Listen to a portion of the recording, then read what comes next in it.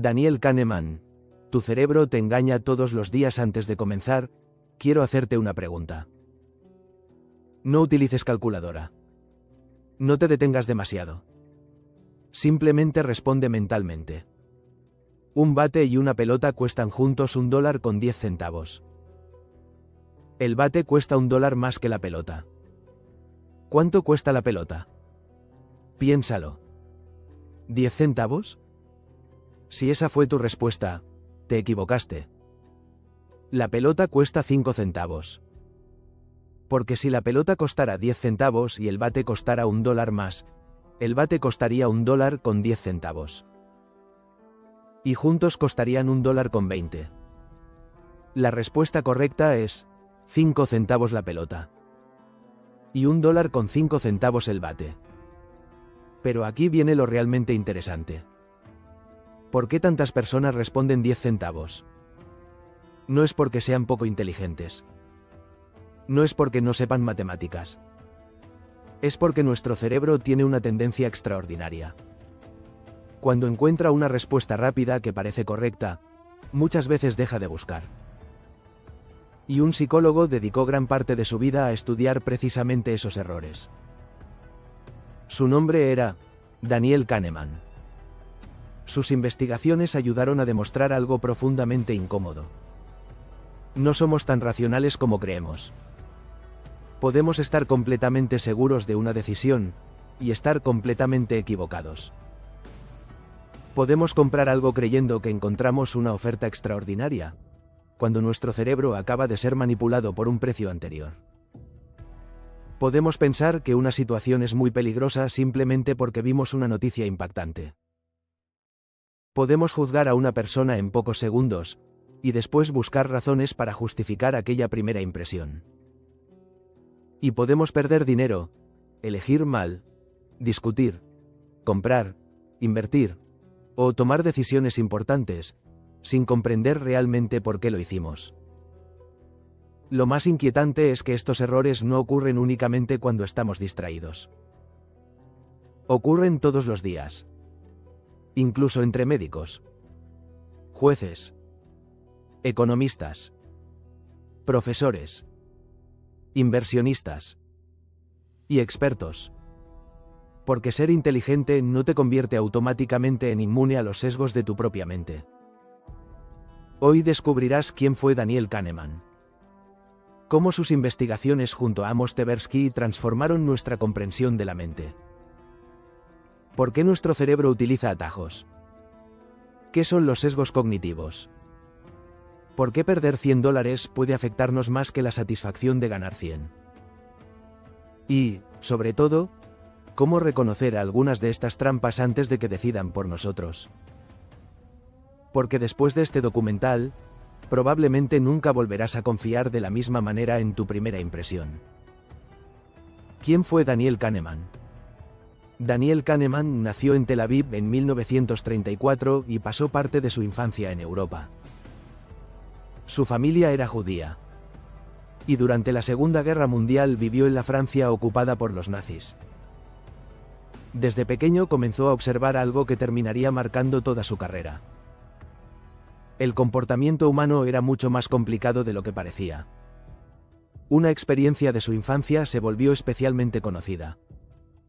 Durante la ocupación, los judíos estaban obligados a llevar una estrella que los identificara. Una noche, Kahneman regresaba a casa después del toque de queda. Había dado vuelta su suéter para ocultar la estrella.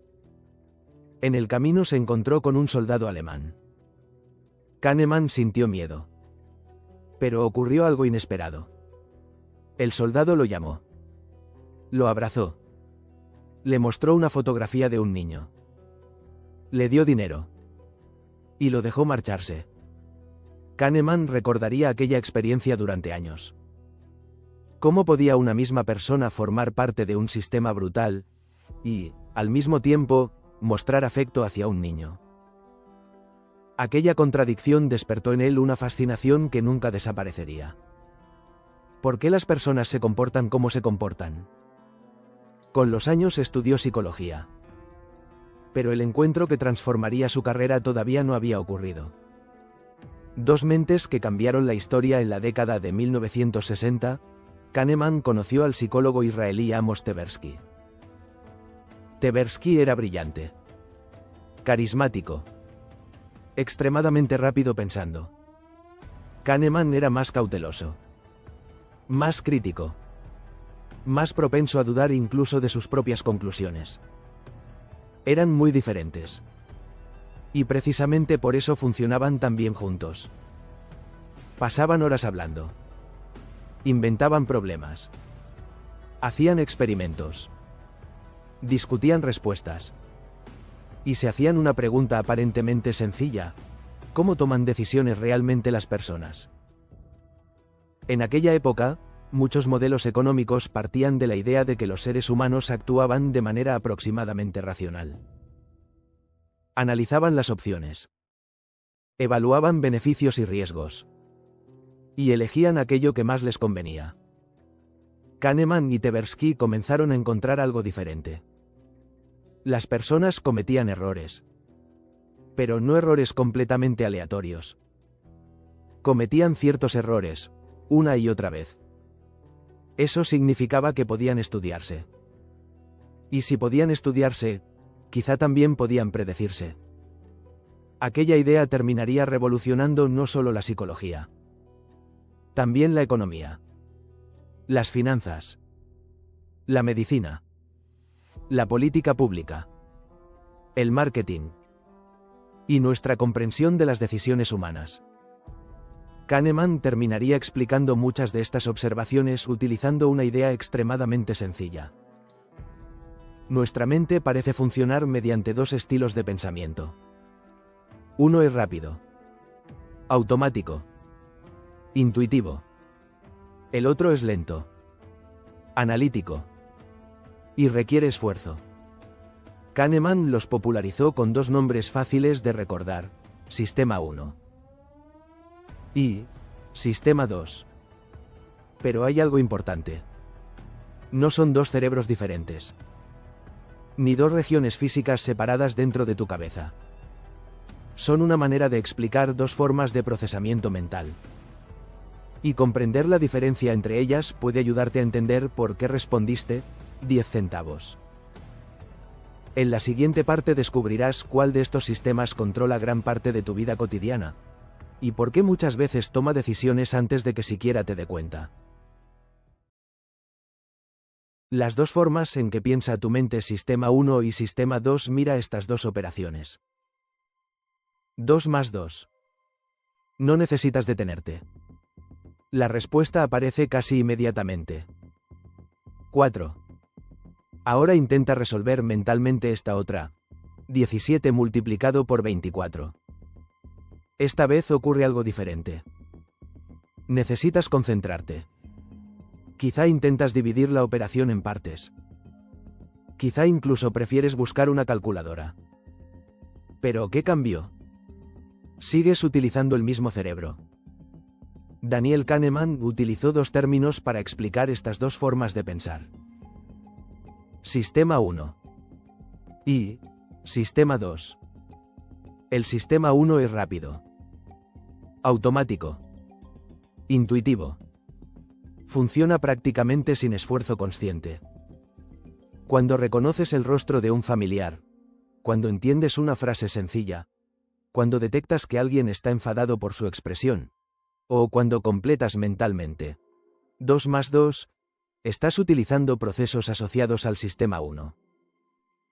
No tienes que ordenar conscientemente a tu cerebro que haga esas cosas. Simplemente ocurren. El Sistema 2 es diferente. Es más lento.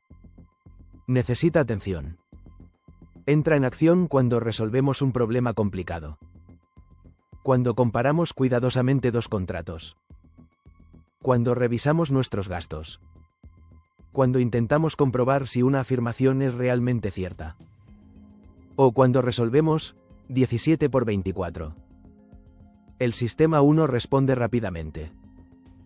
El Sistema 2 verifica. Al menos, cuando decide hacerlo. Y ahí comienza el problema. Tu cerebro prefiere ahorrar esfuerzo. Pensar profundamente requiere recursos. Atención. Concentración. Tiempo. Por eso nuestro cerebro no analiza conscientemente cada pequeña decisión. Imagínate tener que pensar paso por paso cómo abrir una puerta. Cómo caminar. Cómo reconocer una cara. Cómo interpretar cada palabra de una conversación. Sería agotador. Necesitamos automatismos. El sistema 1 no es un enemigo. Es extraordinariamente útil. Gracias a procesos rápidos podemos movernos por el mundo sin analizar conscientemente cada detalle. El problema aparece cuando una pregunta parece sencilla, pero no lo es. Entonces nuestra intuición puede producir una respuesta inmediata. Y el pensamiento más cuidadoso puede aceptarla sin comprobarla. Eso ocurrió con el problema del bate y la pelota. 10 centavos parecía correcto. La respuesta apareció rápidamente. Pero cuando nos detenemos a comprobarla, descubrimos el error. Hagamos otro experimento, quiero que respondas rápidamente. Un granjero tiene 15 ovejas. Todas menos 8 se escapan. ¿Cuántas quedan? Piénsalo. La respuesta es 8. Pero algunas personas intentan hacer una resta. 15 menos 8. ¿Por qué? Porque ciertas palabras activan inmediatamente asociaciones. Vemos números. Escuchamos que algunas ovejas se escaparon.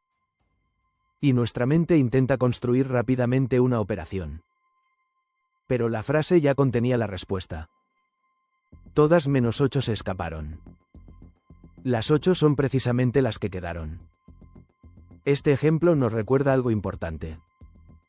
Una respuesta rápida puede sentirse correcta, sin necesariamente serlo. La ilusión de entender ahora viene algo todavía más interesante. Nuestro cerebro no solo responde rápidamente. También es extraordinariamente bueno construyendo historias. Imagina que lees. Carlos salió de casa furioso. Minutos después se escuchó un golpe. ¿Qué ocurrió? Quizá inmediatamente imaginaste una puerta cerrándose. Una pelea. Un accidente. O algún objeto golpeando el suelo. Pero observa algo. Yo nunca te dije que produjo el golpe. Tu mente intentó completar la historia. ¿Por qué? Porque nuestro cerebro busca coherencia. Cuando recibe información incompleta, intenta llenar los espacios. Y muchas veces lo hace sin avisarnos. Kahneman describió una tendencia relacionada con esto mediante una expresión que se hizo famosa. Lo que ves es todo lo que hay. La idea es sencilla. Tendemos a construir conclusiones utilizando la información que tenemos delante, sin detenernos suficientemente a pensar en la información que falta. Una primera impresión puede convertirse en una historia. Conoces a alguien. Habla con seguridad. Está bien vestido. Parece inteligente. En pocos segundos puedes comenzar a atribuirle otras características. Competencia. Responsabilidad. Éxito. Confiabilidad. Pero, ¿de dónde salió toda esa información? Quizá de ninguna parte. Tu cerebro tomó unas pocas características visibles y construyó una historia completa. Este tipo de efecto está relacionado con lo que en psicología conocemos como efecto halo. Una característica positiva puede influir en la manera en que juzgamos otras características de una persona. Y también puede ocurrir al contrario.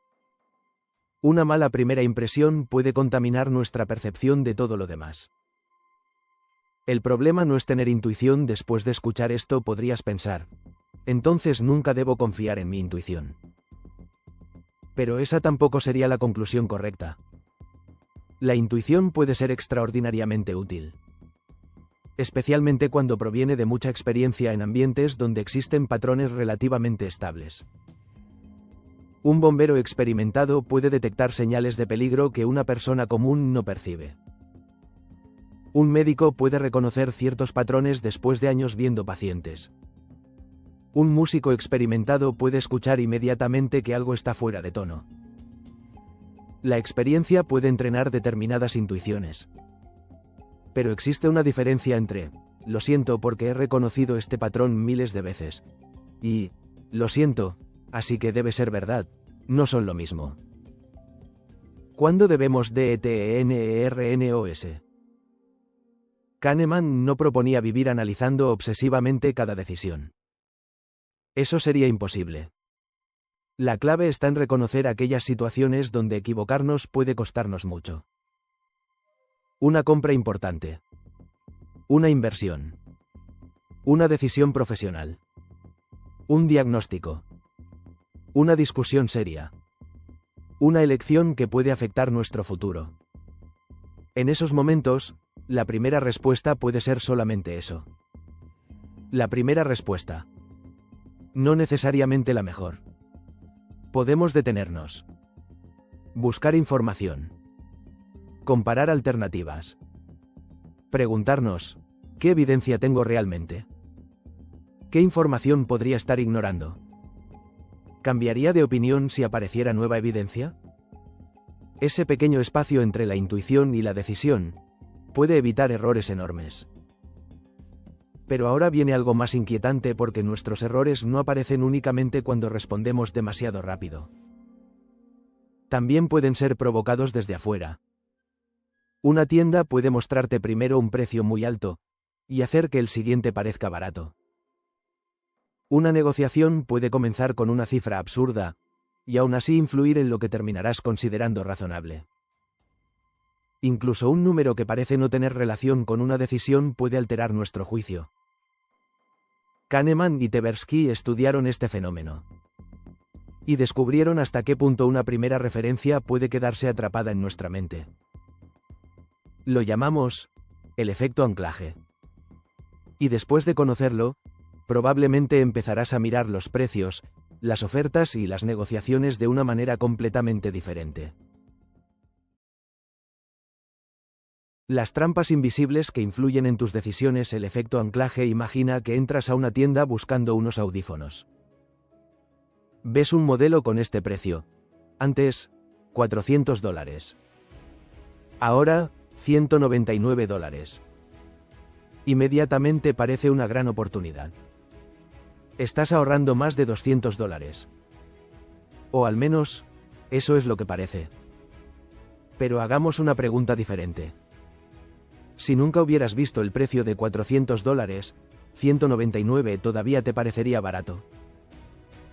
Quizá sí. Quizá no. Pero ese primer número ya hizo algo dentro de tu mente. Se convirtió en una referencia. En un ancla. El efecto anclaje ocurre cuando una información inicial influye en nuestros juicios posteriores. Y lo sorprendente es que puede ocurrir incluso cuando sabemos que ese primer dato podría no ser especialmente útil. Un experimento sorprendente. Kahneman y Tversky realizaron experimentos para estudiar este fenómeno. En uno de los más conocidos utilizaron una rueda de la fortuna manipulada para detenerse únicamente en determinados números. Después de ver el número, los participantes debían estimar qué porcentaje de países africanos pertenecía a las Naciones Unidas. La rueda no tenía absolutamente ninguna relación con la respuesta. Era un número aleatorio. Y, sin embargo, las personas que habían visto números más altos tendían a realizar estimaciones más altas. Y quienes habían visto números menores, daban estimaciones menores. Piénsalo. Un número completamente irrelevante había conseguido influir en una decisión. Y las personas probablemente ni siquiera eran conscientes de ello. El anclaje está en todas partes. Ahora piensa en una negociación. Alguien vende un automóvil usado. Pide $20.000. Aunque tú sabes que probablemente vale menos, esos 20.000 ya establecieron un punto de referencia. Quizá termines ofreciendo 17.000. Y sientas que conseguiste una excelente negociación. Pero, ¿habrías ofrecido lo mismo si el primer precio hubiera sido 15.000? El anclaje puede aparecer en precios, salarios, descuentos, negociaciones, estimaciones. Y muchas otras decisiones. Eso no significa que cada precio tachado sea una manipulación. Significa que debemos recordar algo. El primer número que vemos puede influir más de lo que creemos. Por eso, ante una compra importante, una buena pregunta sería: ¿cuánto consideraría razonable pagar si nunca hubiera visto el precio inicial? Pero existe una fuerza todavía más poderosa. Supongamos que te doy dos opciones. Opción número 1. Te regalo $100. Opción número 2. Lanzamos una moneda. Si sale cara, recibes $200. Si sale cruz, no recibes nada. ¿Qué elegirías? Muchas personas prefieren quedarse con los $100 seguros. Ahora cambiemos la situación. Imagina que acabas de recibir $200. Y debes elegir: perder $100 con seguridad, o lanzar una moneda. Si sale cara, no pierdes nada. Si sale cruz, pierdes los $200. Matemáticamente, las situaciones pueden construirse con resultados esperados comparables. Pero psicológicamente, no se sienten iguales. ¿Por qué? Porque nuestra mente responde de manera muy diferente a las ganancias y a las pérdidas. La aversión a la pérdida. Kahneman y Tversky desarrollaron la teoría de las perspectivas, conocida internacionalmente como Prospect Theory. Una de sus ideas centrales es que nuestras decisiones no dependen únicamente del resultado final.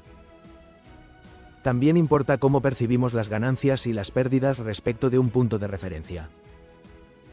En términos generales, las pérdidas suelen sentirse más intensamente que ganancias equivalentes. Perder $100 puede doler más de lo que nos satisface ganar esos mismos $100. A esta tendencia se la conoce como aversión a la pérdida. Y puede influir muchísimo en nuestra vida.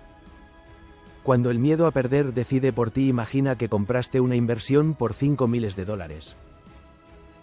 Meses después vale $3.000. Toda la evidencia indica que fue una mala decisión. Pero vender significa aceptar algo emocionalmente difícil. Perdiste dinero. Entonces piensas: voy a esperar hasta recuperar. No necesariamente porque exista una buena razón para pensar que ocurrirá, sino porque vender convierte una pérdida que todavía sientes como temporal, en una pérdida definitiva. Aquí pueden combinarse varios sesgos y factores. Pero la aversión a reconocer una pérdida puede contribuir a mantener decisiones que ya no tienen sentido. Y no ocurre únicamente con el dinero.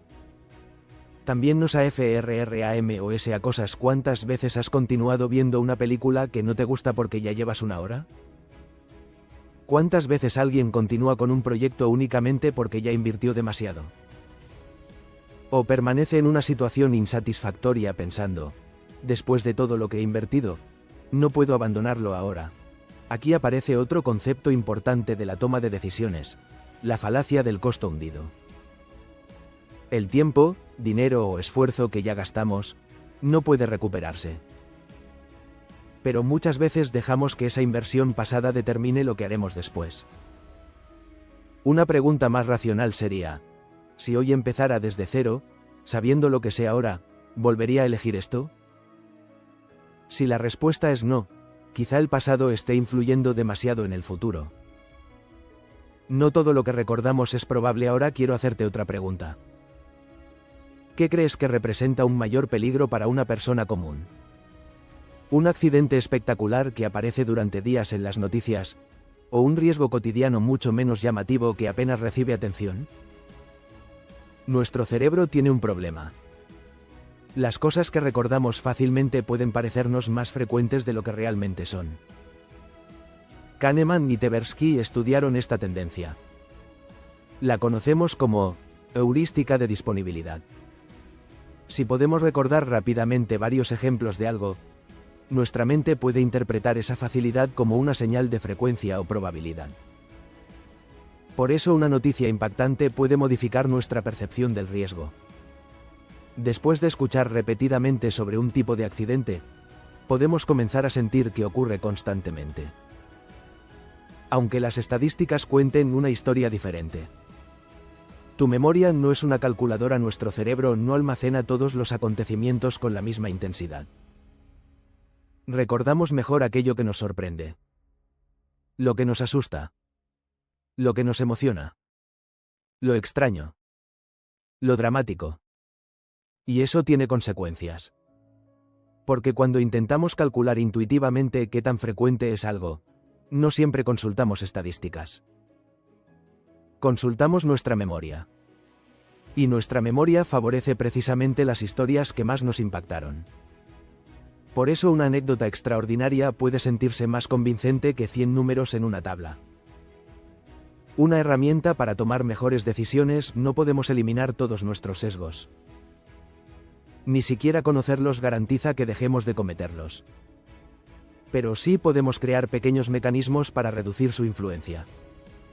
Cuando una decisión sea importante, pregúntate, ¿estoy utilizando evidencia o solamente recuerdo un caso impactante? ¿Estoy evaluando este precio por su valor real o porque me mostraron primero otro número? ¿Estoy continuando porque todavía vale la pena? ¿O porque me cuesta aceptar lo que ya perdí? Esas preguntas no convierten nuestra mente en una máquina perfectamente racional.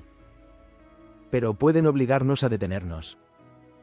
Y, algunas veces, detenernos es exactamente lo que necesitamos. Pero existe una trampa mental todavía más peligrosa. Porque hasta ahora hemos hablado de números, precios, dinero, probabilidades.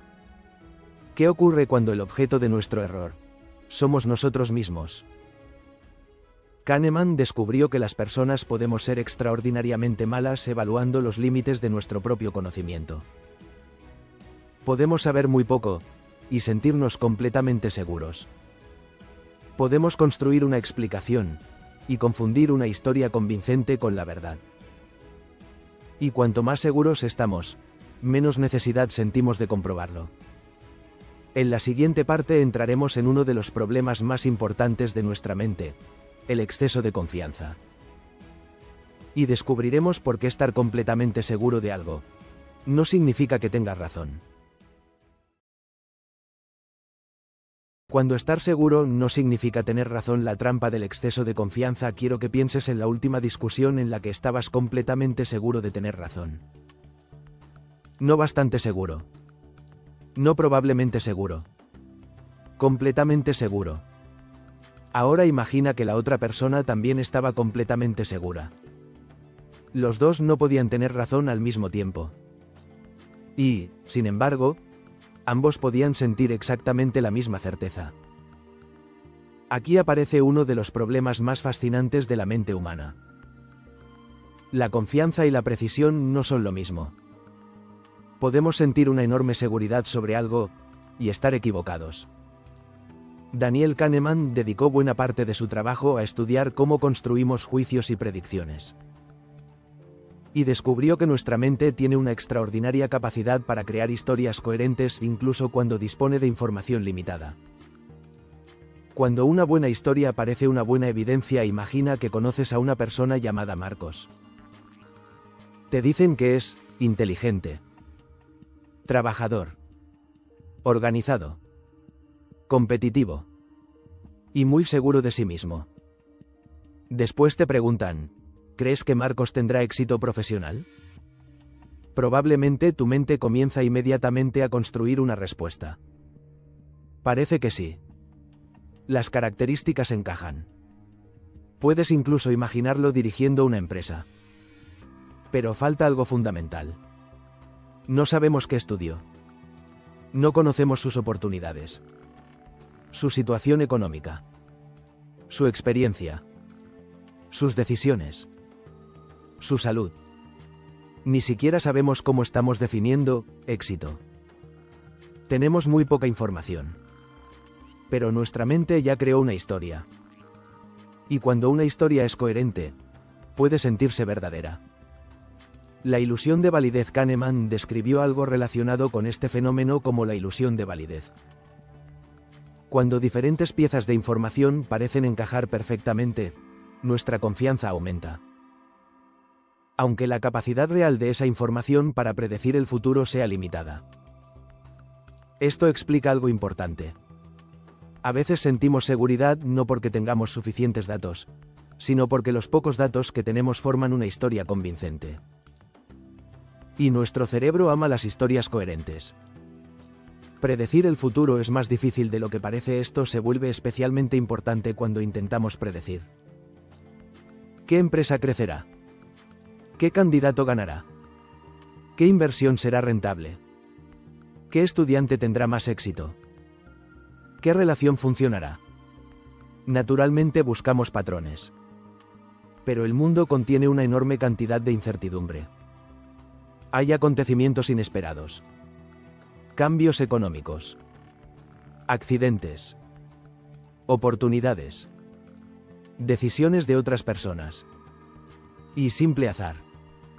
El problema es que nuestra mente suele subestimar cuánto influye esa incertidumbre. Cuando algo ya ocurrió, la historia parece mucho más evidente. Yo sabía que iba a pasar, seguro has escuchado esta frase. Quizá tú mismo la has dicho. Un equipo pierde. Y alguien dice, yo sabía que iban a perder, una relación termina. Se veía venir, una empresa fracasa. Era obvio. Pero, ¿realmente era tan obvio antes de que ocurriera? Aquí aparece otro sesgo importante. El sesgo retrospectivo. Después de conocer el resultado, nuestra mente reorganiza la historia. Las señales que antes parecían ambiguas ahora parecen evidentes. Y empezamos a sentir que siempre supimos lo que ocurriría. El problema es que esto puede impedirnos aprender. Porque si pensamos que el pasado era perfectamente predecible, podemos empezar a creer que el futuro también lo será. ¿Por qué esto importa en tu vida? Porque tomamos decisiones importantes basándonos en predicciones. Elegimos carreras. Compramos propiedades. Invertimos dinero. Contratamos personas. Comenzamos relaciones. Cambiamos de trabajo. Y necesitamos hacer predicciones para vivir. El objetivo no es dejar de predecir. Es reconocer algo más humilde. El futuro contiene más incertidumbre de la que nuestra mente quiere admitir. Una persona que entiende esto no deja de decidir. Simplemente aprende a decir, puedo estar equivocado, y esas 4 palabras pueden ser una señal de inteligencia mucho mayor que fingir certeza absoluta. El experto también se equivoca. Podríamos pensar que estos errores desaparecen cuando alguien se convierte en experto.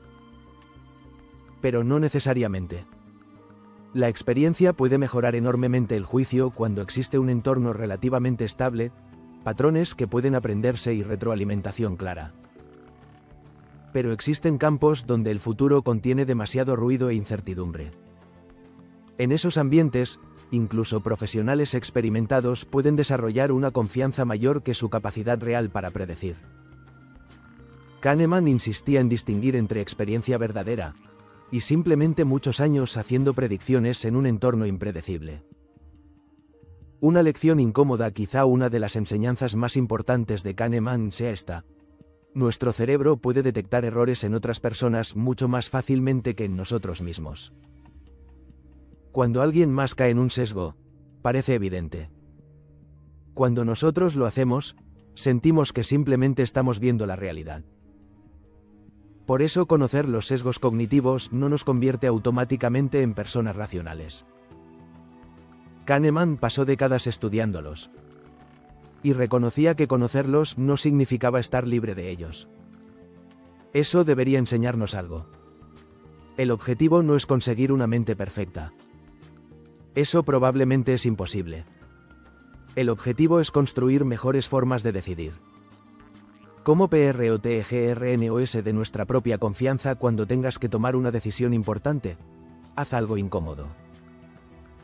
Busca razones por las que podrías estar equivocado. No solamente razones que confirmen lo que ya piensas. Pregunta a alguien que no esté de acuerdo contigo. Mira los datos. Compara alternativas. Y distingue entre 2 frases. Estoy seguro. Y tengo evidencia. parecen similares. Pero pueden significar cosas completamente diferentes. El experimento del fracaso futuro Kahneman también popularizó una herramienta desarrollada por el psicólogo Gary Klein conocida como premortem. Imagina que estás a punto de comenzar un proyecto importante. Una empresa. Una inversión. Un negocio. Una producción. Un cambio profesional. Antes de comenzar, imagina que ha pasado un año. El proyecto fracasó completamente. Ahora responde, ¿qué salió mal? Quizá alguien diga, no calculamos bien los gastos. Otro, no había suficiente demanda. Otro, dependíamos demasiado de una sola persona. Otro, no teníamos tiempo suficiente. La idea es obligar al cerebro a buscar problemas antes de que ocurran. Porque cuando estamos enamorados de una idea, normalmente buscamos razones por las que funcionará. El premortem nos obliga a hacer exactamente lo contrario. Buscar cómo podría fracasar. No para abandonar nuestros proyectos, sino para prepararlos mejor. Y ahora viene el mayor descubrimiento durante años. Kahneman y Amos Tversky estudiaron estas pequeñas irregularidades del pensamiento. Pero terminaron descubriendo algo mucho más grande. Sus investigaciones demostraron que los seres humanos no evaluamos el riesgo y las decisiones económicas exactamente como muchos modelos tradicionales suponían. Aquello dio origen a la teoría de las perspectivas. Y décadas después, Daniel Kahneman recibió uno de los reconocimientos más importantes del mundo. En 2002 recibió el Premio Nobel de Ciencias Económicas. Lo extraordinario era que Kahneman no era economista. Era psicólogo. Sus investigaciones habían conseguido algo extraordinario: cambiar la manera en que los economistas entendían las decisiones humanas. Pero hubo algo profundamente agridulce en aquel momento. La persona con quien había realizado gran parte de aquellos descubrimientos no estaba allí. Amos Tversky había muerto 6 años antes. Y el premio Nobel no se concede de manera póstuma. Kahneman siempre reconoció que aquel trabajo había sido producto de una colaboración extraordinaria entre ambos.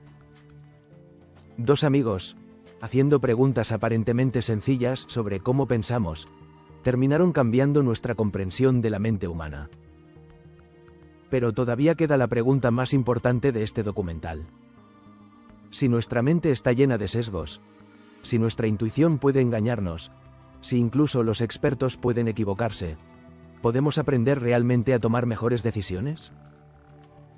¿O estamos condenados a caer una y otra vez en las mismas trampas? La respuesta de Kahneman no era una receta mágica. Era mucho más realista. No podemos eliminar completamente nuestros sesgos, pero podemos diseñar mejores maneras de pensar.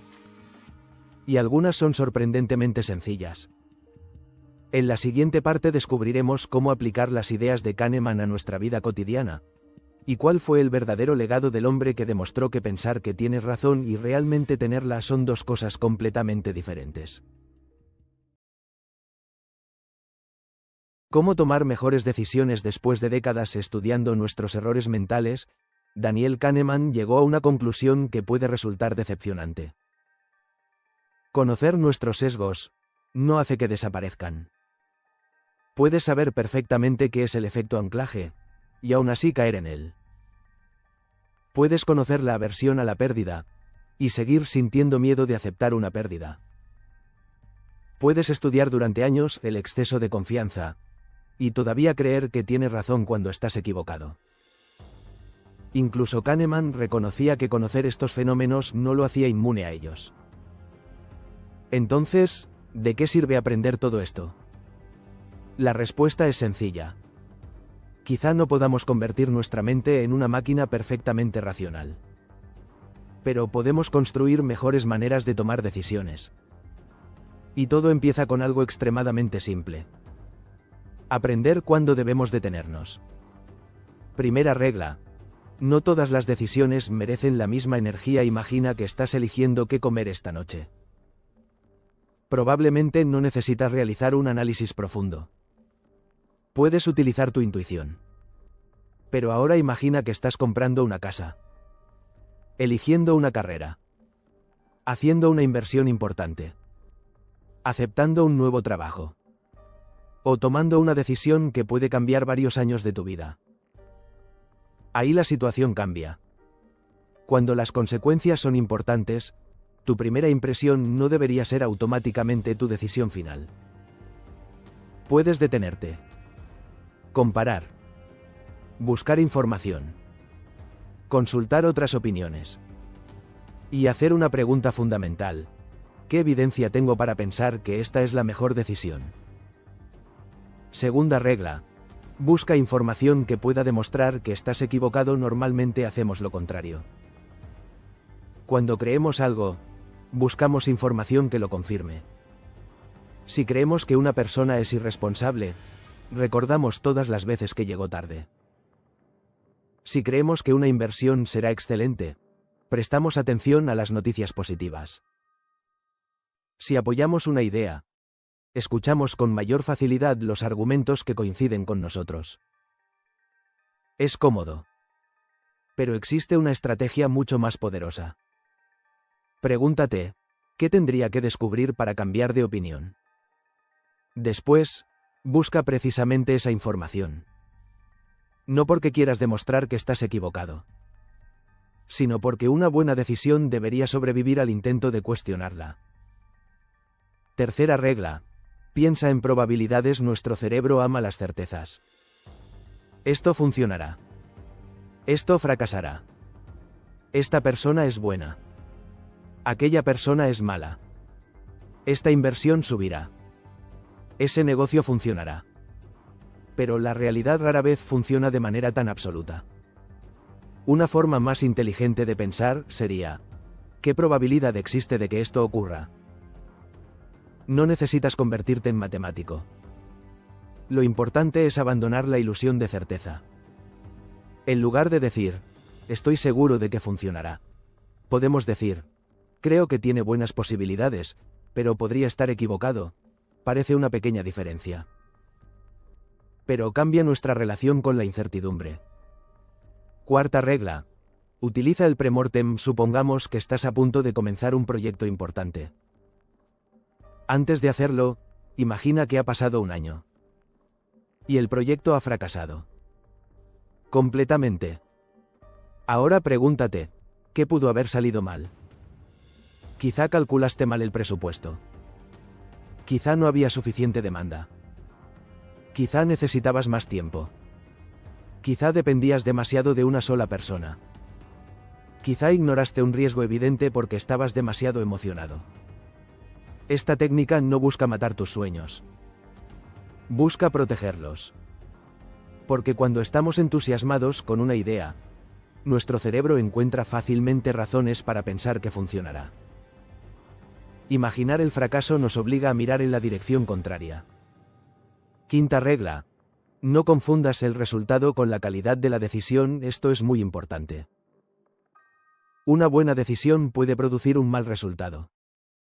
Y una mala decisión puede producir un buen resultado. Imagina que alguien apuesta todos sus ahorros en algo extremadamente arriesgado, y gana. ¿Eso significa que tomó una buena decisión? No necesariamente. Tuvo un buen resultado. Pero quizá asumió un riesgo absurdo. Ahora imagina que alguien analiza cuidadosamente una oportunidad. Diversifica. Estudia los riesgos. Toma una decisión razonable. Y ocurre algo completamente inesperado que provoca una pérdida.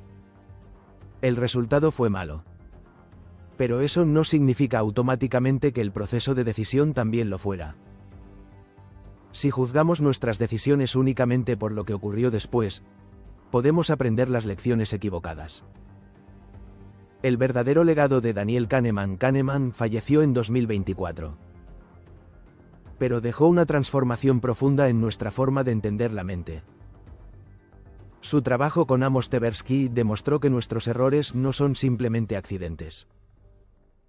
Muchos siguen patrones. Y si conocemos esos patrones, podemos diseñar mejores sistemas para protegernos.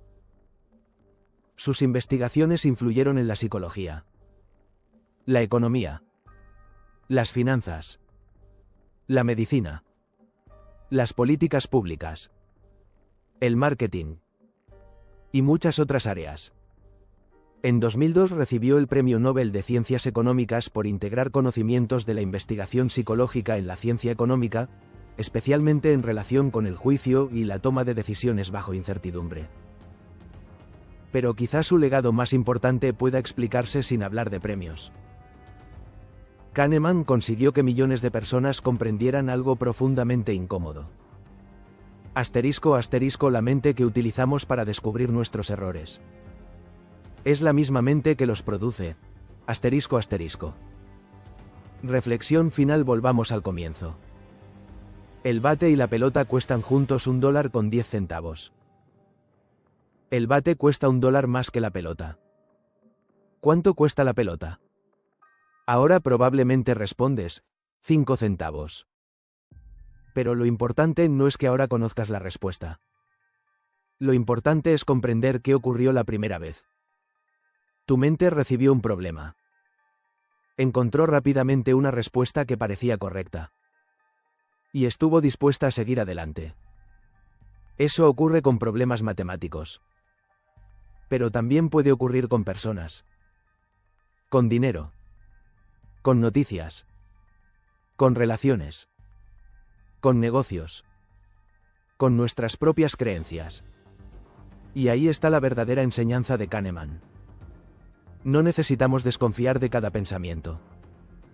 Pero sí necesitamos comprender que, sentir que algo es verdad no demuestra que sea verdad. A veces la decisión más inteligente consiste simplemente en detenernos unos segundos más. La pregunta que debemos aprender a hacer la próxima vez que estés completamente seguro de algo. Hazte una pregunta. ¿Qué pasaría si estoy equivocado? No es una señal de debilidad. Es una herramienta. Porque reconocer que podemos equivocarnos nos permite buscar información.